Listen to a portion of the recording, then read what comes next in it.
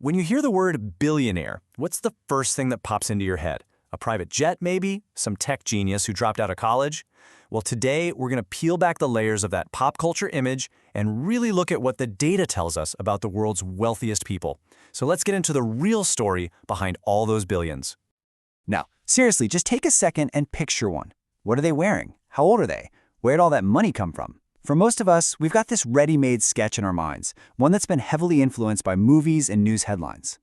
And this is pretty much it, right? The stereotype is some young founder, probably a college dropout who either got super lucky with an app or just inherited a massive fortune from their family.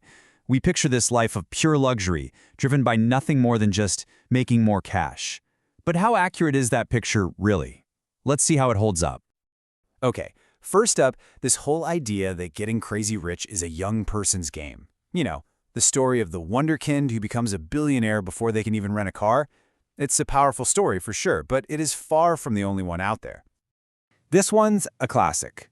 The image of a visionary who just found the classroom too slow, too confining. It's a really compelling narrative. We think of people like Mark Zuckerberg or Bill Gates, and suddenly the myth feels like reality. But when you zoom out and look at the whole picture, something very different starts to emerge. And this slide right here shows that huge contrast. The reality is, a ton of the world's wealthiest people actually built their fortunes much later in life, after decades of work and experience. And the whole education thing, it's all over the map. Yeah, some are college dropouts, but a whole lot of them have advanced degrees. We're talking MBAs, PhDs, from some of the best universities in the world. There's just no single path when it comes to age or school. Okay, so let's move on to our next big stereotype, which is the idea that you have to come from money to make money. The whole silver spoon myth. This one kind of feels intuitive, doesn't it? It just seems almost impossible to build up that kind of wealth without a massive head start. We just assume the billionaire club is super exclusive, and really, the only way in is to be born into it. But is that what the numbers actually show us? Not even close. While yeah, inheriting wealth is definitely a path for some, just look at how big that founder-led slice is. A surprisingly huge majority of today's billionaires are self-made. They're founders who built their companies right from scratch. That tells us that entrepreneurship, not inheritance, is really the main engine behind these modern mega fortunes. In that journey, it often starts in some pretty humble places. We're talking about ideas born in garages or dorm rooms or tiny little rented offices. It's a path of starting small, launching a product, and then somehow navigating the insane challenges of scaling that up into a major company. The origin story is usually a lot more grit than it is glamour. All right, this brings us to our third and final myth, the lifestyle. This is where Hollywood really has its fun, right? Painting this picture of just unimaginable opulence and excess. We immediately picture endless vacations, super yachts bigger than most houses, and a whole fleet of luxury cars. The assumption is that the entire point of having all that money is to spend it on the most extravagant lifestyle you can possibly imagine. But again, that's not the full story. And this quote just offers a totally different perspective. In fact, a lot of them are known for being surprisingly frugal. I mean, think of Warren Buffett. He famously still lives in the same house in Omaha that he bought way back in 1958 for about $31,000. For a lot of them, flashy displays of wealth just aren't the priority.